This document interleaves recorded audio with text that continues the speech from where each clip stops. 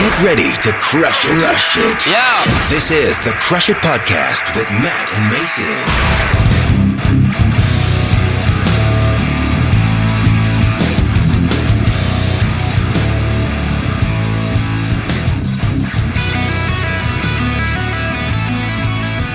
All right, and welcome back into the Crush It Podcast. This is Matt Davis, along with my partner, Mason Burchett. Co-host, Mason Burchett. Nice to meet you. This is 2020. I guess we can't just throw the word partner around the way that we used to. I hear you. So Mason, how's things going? They're going terrible. Honestly, things are just going terrible. Right Awesome. Well, you know, that happens from time to time. I would have to, if I was honest, have to say probably the same. But you know what? That is life. We just keep on rolling. That's right. Yeah, terrible situations are great teachers. Just depends what kind of lesson you want to learn. Absolutely. It is up to you whether when you feel like you're going under, if you are getting buried or being planted to come out of this thing better. I like it. I like it a lot. I know what my next tattoo is going to be. Stick around. These my I'll whole take thigh for that. Yeah, I mean, you know, depends on the font you go with. But it's true. It's true. I mean, things in the world at the moment are a little bit tough. Yeah. And if we're honest, we're not going to go into it, but it's kind of strange, but personally, we've both, in separate situations, gone through some similar things here recently that we're dealing with. That's right. But that does not change the fact that you got to get up every day. You got to do what you got to do to achieve the goals that you have in your life. And, you know, sometimes it does feel like everything's caving in on top of you. But it's about your mindset, which we've talked about before, your attitude towards that, whether or not it destroys you, or if you come out on the other side, a better person, a stronger person, and having learned those lessons and ready to take on whatever next tragedy comes. Right. Yeah, and, you know, we actually said that we weren't going to bring this up, but we've had a bit of a gap since our last episode. Right. And the reason for that is some of what you're talking about. We went into 2020 ready to crush it. We had big plans. We really did. We were going to crush 2020, which most of you were too. Right, and now it's April 13th, and crush it turned into got crushed by it. Yes. Got obliterated. It's painful. It's painful.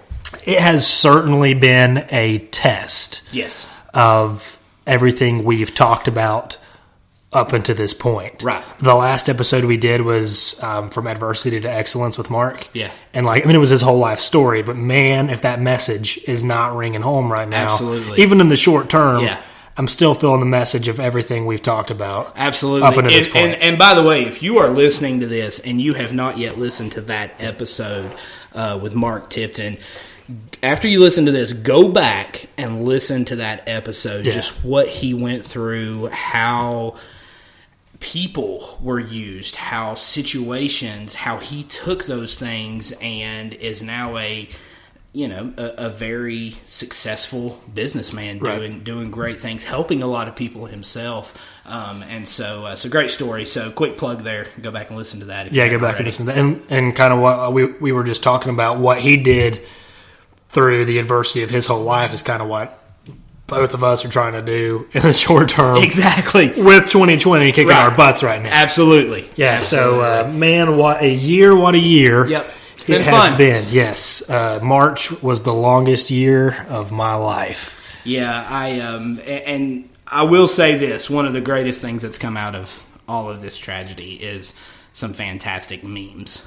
That's true. And that has been, memes have kind of kept us going. I did see one the other day, I think it was on Facebook, where somebody said, I'm going to call my mom and see if that offer to slap me into next year is still on the table. Let's just be done with this and go. But we don't want to focus on all of that. Obviously a little bit of it had to be brought up because we're right smack dab in the middle of it. But, we want to in our personal lives, but then also helping those who this podcast is able to reach out and help. And which, by the way, thank you so much for our supporters, those of you who have reached out. And even though we've had a little bit of a gap here, I've even had some people ask me, "Hey, when's the next episode?" And that's encouraging. That's exciting because we don't have a huge influence yet. That's what we're working on. Sure. But just to know that we're, if we can just help a couple people with their mindset, with what's going on in their lives, and kind of relate to them. And so that's what we want to do today. We want to bring up a subject that really has been on my mind for a while, and we've talked about it, Mason.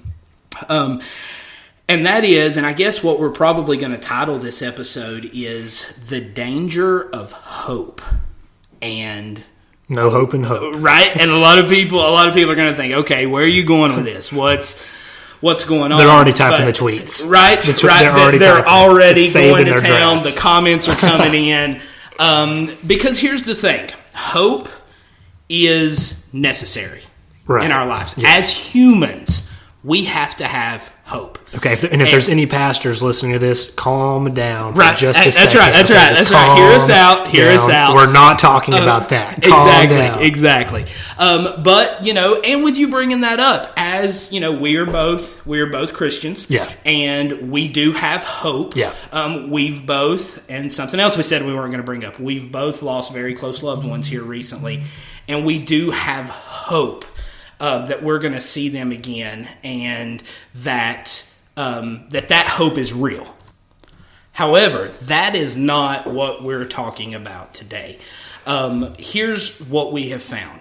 I have found that you hear the word hope thrown around a lot. A lot of people use that word, and I'm afraid it's become a crutch. If you look at the definition for hope, it's a feeling of expectation and desire for a certain thing to happen.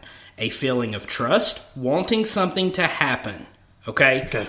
So here's what I'm seeing, and here's what we're hearing, Mason, on a day-to-day basis from people from all walks of life. They are all hoping that things are going to get better. Right. I hope I get a raise. Yep.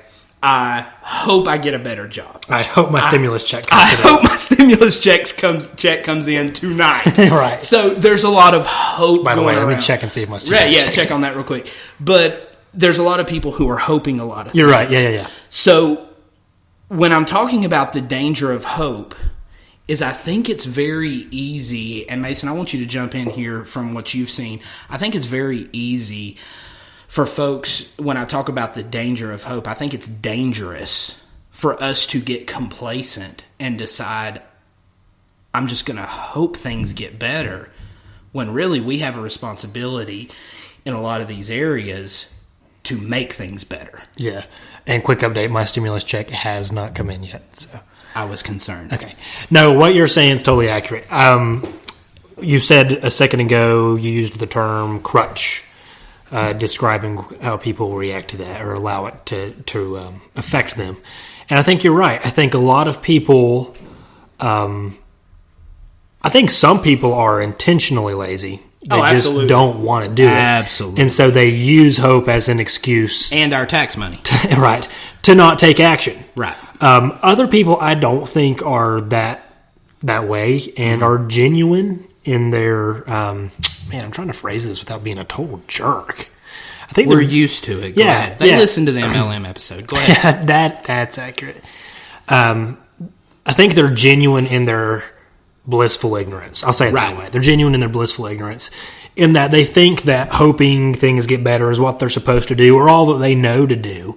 Right. But it's still an excuse, or like a crutch, like you said. It's still an excuse to not take action. Right. And the truth is, you can even tie this, so maybe the pastors should actually go ahead and start tweeting. You can tie this back into religious hope.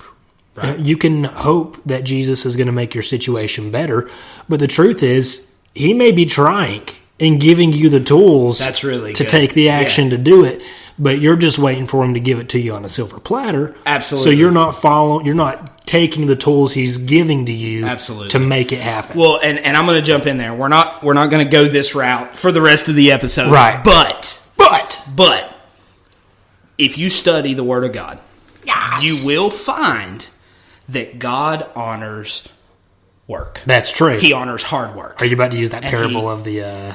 Okay. No, I'm sorry. We're not going there. But listen, because we're not being hard. And listen, we in no way ever want to make it sound like we're making light of these things. Absolutely not. But I think you've brought up a very valid point, and maybe even with a lot of people who initially are our listeners right now, because it's very easy, and the devil uses that to make sure that we are complacent. Yep. Because the fact is, God has given us the ability and the resources to make better for ourselves. Sure. Listen, we're heading down this road. We'll do it. Here we go. We're going down the road. So here's the thing. So many, we hear faith talked about all the time. And faith is a real thing. I'm thankful for our faith. It is our faith that we have in Jesus Christ, right? Amen. Okay, but so many people have decided to tag a lazy, complacent lifestyle with living by faith. Yes. Well, I'm living by faith that God's going to give me this, that God's going to provide faith. That they're going to achieve all of these things. And that is not the biblical definition of living by faith. Correct. God has given us the ability, the wherewithal. Now, there are folks who cannot do certain things, but that doesn't mean that you can't do anything. Right. And getting back to the main point of the podcast is that we have a responsibility. I have a wife and 3 children. My responsibility as a man, as a husband, and as a father is to not sit around and hope that my wife and my kids and that my family have what they need. It is my job to work and make that happen. For sure. As a dad, as a husband, I don't want my family to just have what they need. I want them to have what they want too, right? Yeah. And there's nothing wrong with that. There's not. There's not a thing in the world wrong with that. Yeah, don't... I can't sit around and hope they're going to get what they want. Right. I got to do something about it. Right. And so, but don't by any means think that I'm like poking fun at the faith thing or anything like that. I'm glad you clarified. I'm poking fun at the people you're talking about. Who are taking I'm blatantly poking fun at you. Yes. Purposefully taking advantage. Because the truth is, the scripture, like you said, plainly says a good man, and a lot of people try to spiritualize this, but if you read it in context, this was talking about context of scripture. Put that verse back where it came from, or so help me. A good man will leave an inheritance for his children's children. Wait, his children? His children's children. So, hang on. Mm-hmm. If I'm leaving something for my children's children, sorry. Too many S's there. That means you're going to have to get off the couch. It's going to have to be a pretty big inheritance. Yeah, right? You're going to have to do something. Afraid you're going to have to do something. What if I actually remember a parable where the guy who didn't do anything with the gold... Was it the gold coin? Is that what it was? Well, it was the talent. The talent. But it was... essentially a gold coin. Yeah. He buried it to make sure nothing bad happened to it, and he got chastised. Right. Because he didn't invest it wisely. Right. Oh, that does not preach well, brother. No, but listen, he hoped that he would make his master happy. Right. The others went out and made their master. Well, this is the way because me and you have talked about this. You're definitely more of a risk taker than I am. I am more of... Yeah. I'm more of the cautious one for sure. Absolutely. And so I actually... because I'm a big saver. Now, obviously, I invest, but I'm a big saver. But I actually can relate to the guy burying his gold coin because he didn't want anything to happen to it, right? Right. He's like, okay, I'm making sure that I don't lose this.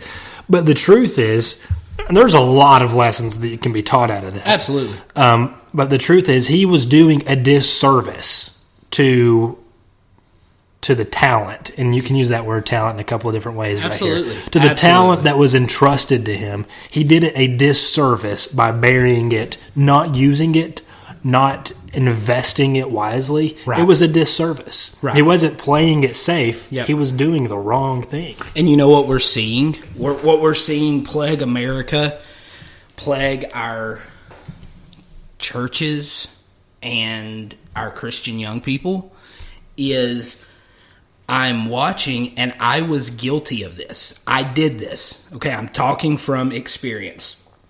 This is going to be a good one. I did a disservice to my wife and to my kids, a disservice that is still affecting them today. Still affecting them today. Okay. Because I got the mindset, and again, listen folks, please, we will not ever belittle or make fun of the Christian faith and how we were raised. No. Okay, no, we're thankful for it. Sure. But at the same time, I allowed myself to get the mindset that if I hate to use this term, but trusted God to do this, then we would be okay. When the reality is, I know you want to say something. Let me clarify. Let me clarify. Because we do trust God. Right. But I trust God. I'm sorry, I know it's driving you nuts. I trust God. I have learned that I trust God to meet my needs as a result of me doing my part. Boom. Of Okay. me working. You took it right out of my mouth. Yes. So what I was going to say... Sounded better from me. Yeah, it did. I was going to interject and say... It sounded bad because nobody could see you doing the air quotes with your fingers when you said trust God. Right. Essentially, what I think, because I can relate to this, what Matt was trying to say just now is he had a fundamental misunderstanding of what it meant. I did. I misunderstood what it meant to trust God. You were not sincerely 100%. trusting God. You were being complacent and slapping trust God on it as a label. Absolutely. Right. Yeah, because I've totally been there. Yeah, and I think that that's something that we're seeing. And that's why it's so dangerous to hope that things are going to get better. Mm-hmm. To hope that I'm going to be able to feed my family. To hope, you know what I'm saying? Like this isn't just about making large investments or reaching these high financial goals or tiers. Or listen, even... Let's get down on a more personal level. Let's not, because we've talked about multiple times, success is defined differently for every individual. Some people, true success to them has nothing to do with a certain financial status. Okay? It has nothing to do with that. It has to do with other things in their life. So, if you are sitting around hoping that your relationship with your wife's going to get better, it's not. If you're hoping that you're going to become a better parent, it's not going to happen. If you are hoping to be I mean, we could go on and on. There are so many things in our day-to-day lives, and you know what we use, and this was in that definition I just read, the word wish. How many times do we throw, I wish? Yep. I wish this. I wish that. I wish I had this better. I wish I had that better. I wish I had this. When the reality is, we as humans, and even, you know, we've had listeners from all walks of life, and we love that. Even if you are not a Christian, even if you're not a believer, you in humanity, you have the ability and you have the wherewithal, whether you believe that comes from God or not, you have the ability to make those things happen. Yep. And I've seen several people say this. I don't know who the original person was, but I love it. Every time I see it, it really hits home.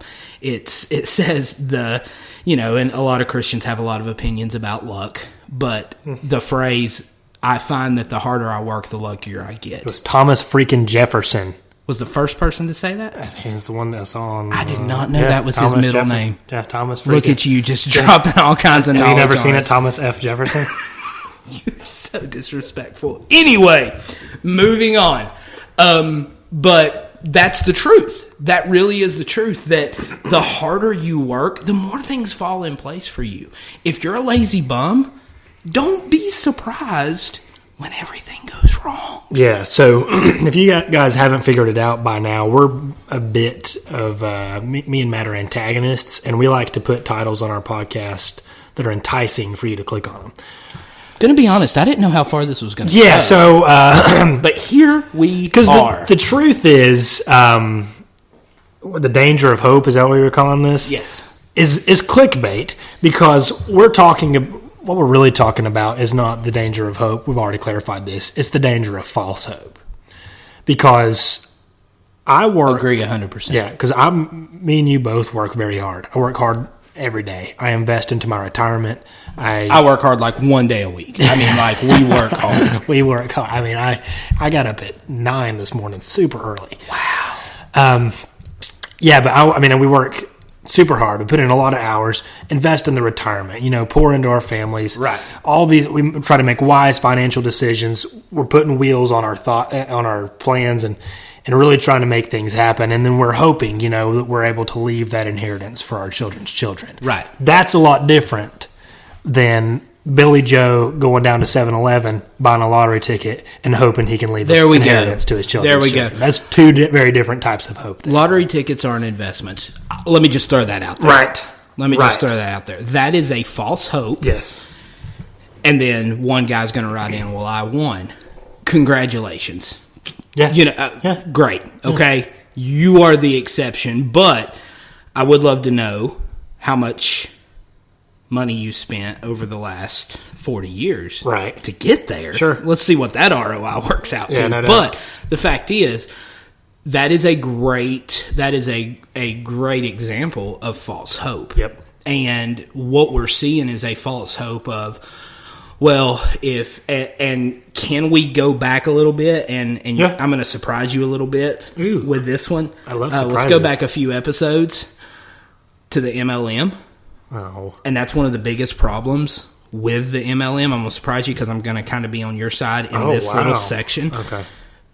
But a lot of people will sign up for an MLM because they have a false hope that they're just going to get rich. That it's going to do the work for them. That it's going to do the work for them. And the one thing we did agree on in that episode was that nothing works for you if you don't work. Right. Right. Totally agree. And that's to be honest, that's why a lot of times building an MLM team is so quick and easy because people like to jump on to this is a quick fix. Yeah. This is a quick fix. They're buying lottery tickets. Yes. And here's the thing.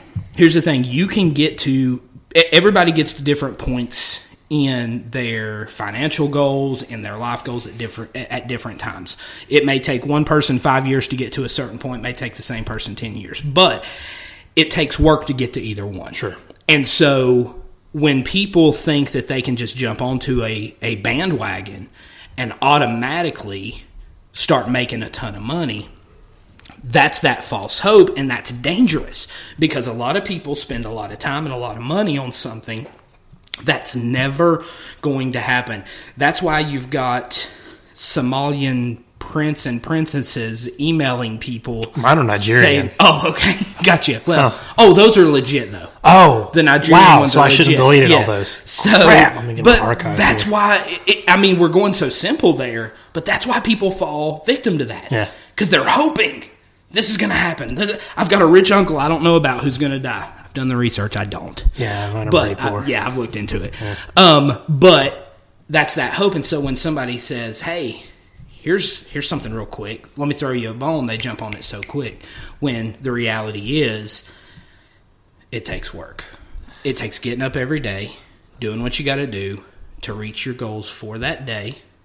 And if on Monday you do what you're supposed to do and you reach those goals, then Tuesday you do the same thing, then Wednesday, Thursday, Friday, week after week, month after month, year after year, then in 20 years you're going to turn around and see, hey, this is how the work is paid off.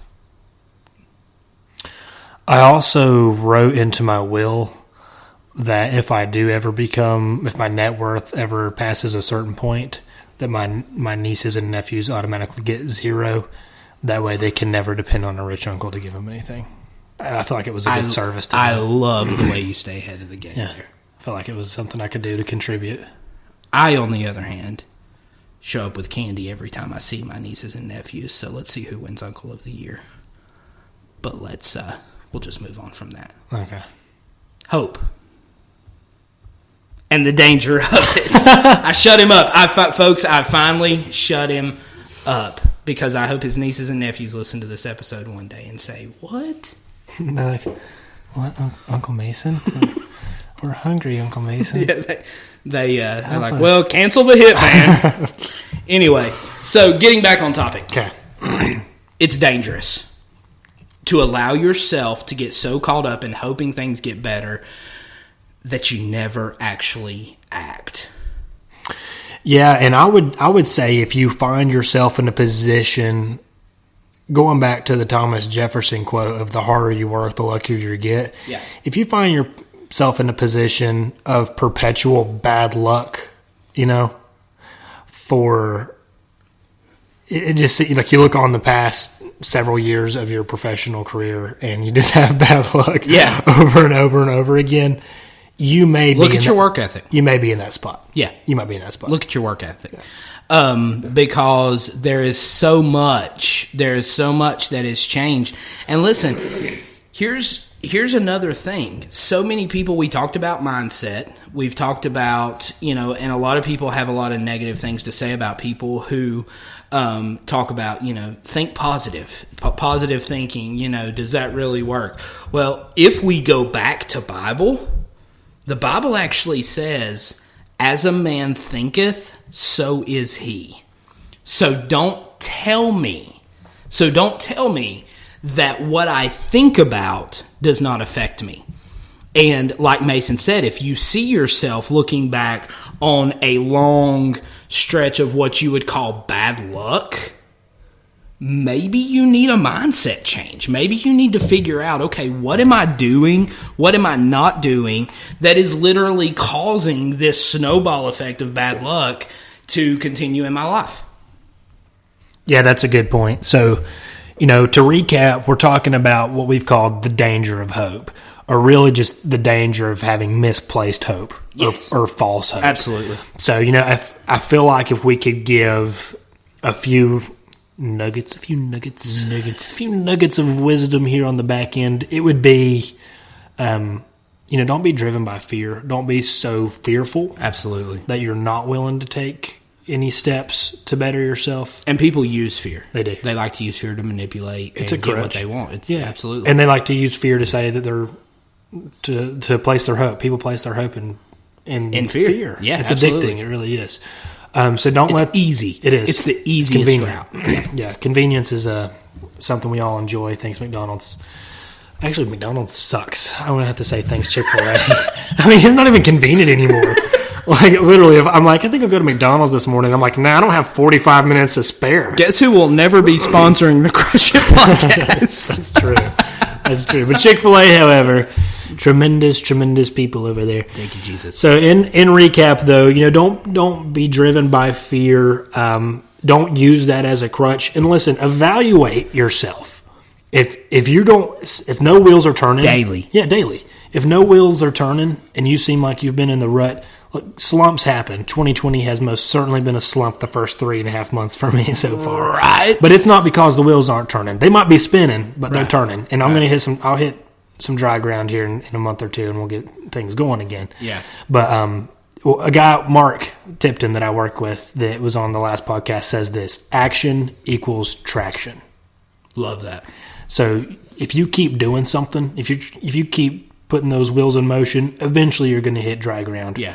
And things are going to start and moving. the summary of this is just do something. Do it. Just stop trying to plan it. Stop trying to talk about what it's going to be, and just do it. Just put something out there. And that was something me and you were guilty of at the start of this podcast. We're like, we planned it to death. Absolutely. And now we're just like walking here and we're like, just turn the mic on. We'll think of something to talk about. So, and it may be, and you're going to see me bring this back around. We'll circle back. Full circle. We like full circle. So you may be doubting your ability to do this. That sounds to familiar. do this.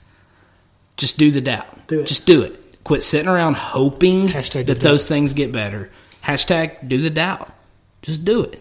And with that, we are out of time. So speaking of Do the Doubt, you can follow us on social media at Do the Doubt. On Instagram, on Twitter, it is _@ Do the Doubt because some jerk took it from us before we got there. Right. So Twitter is _ Do the Doubt. Instagram is at Do the Doubt. And then you can find us on Facebook just by searching the Crush It Podcast, and we will come up. We're also on YouTube. Search the Crush It Podcast. You'll find us on there. And then, of course, you can find the podcast in most platforms that podcasts are streaming, which you probably already know because you're listening to it. Absolutely. Right? So thank you so much to our listeners. Listen, please feel free. I know we've been somewhat inconsistent because of a lot of things going on. We're working on that, trying to get more consistent material out. But feel free to reach out to us if there's something, if you have questions, if you have certain topics that you're interested in hearing us make up things that we know about them. Reach out. We'd love to hear from y'all. But again, thank you so much for listening. And just remember, out there, things are crazy, but on a day-to-day basis, just get up every day and crush it.